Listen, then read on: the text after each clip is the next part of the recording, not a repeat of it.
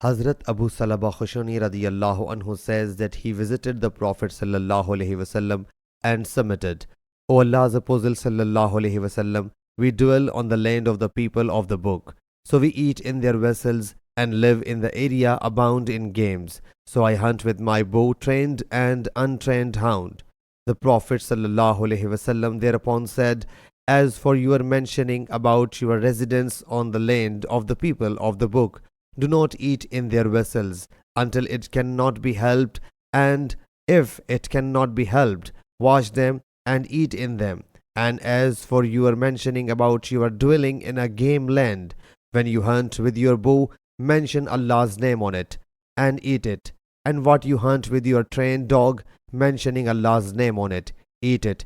And what you hunt with your untrained dog, eat it provided you get a chance to slaughter it. Sahih Bukhari, Hadith number 5496.